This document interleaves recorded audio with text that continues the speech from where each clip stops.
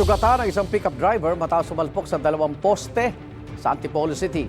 Natumba ang mga poste at tumambal ang mga kable.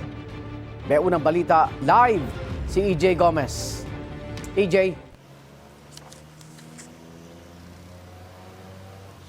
Igan, ilang poste nga ng telecom ang bumagsak dito sa kahabaan ng Zigzag Road sa Barangay Dalig, Antipolo City. Sumalpok kasi ang isang pick-up kaninang mag-aalas 12 ng hating gabi. Ang driver, sugatan at isinugod sa ospital.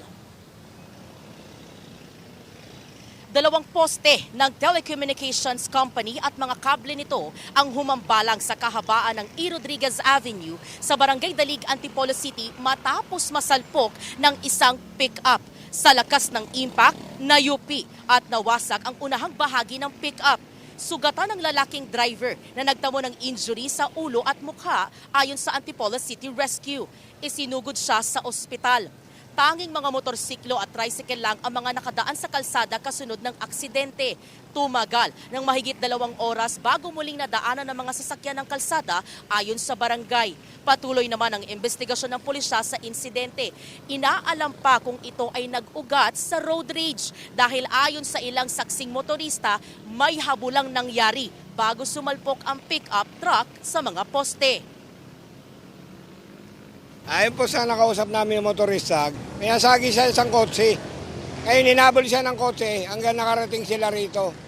Siguro sa kataranta niya, kaya siya bumangga rito. Lasing yung driver. Ayon po sa mga motorista. Pinukura namin yung kable para makalusot ng malalaking truck. Ayon po sa nakausap namin. Igan, pasado alas 7 ng umaga, ganito yung sitwasyon, no? Ongoing yung ating ginagawang clearing operations ng Antipolo City Rescue at yung Antipolo CDRRMO. Ito naman yung lagay ng trapiko. Ang sistema ngayon, no, bigayan dahil hindi pa nga madaanan tong portion na pinangyarihan ng insidente. Kaya abiso po dun sa mga motoristang dadaan, no, patience muna at mag-ingat po sa pagmamaneho. Yan muna ang latest mula po dito sa Antipolo City. EJ Gomez para sa GMA Integrated News.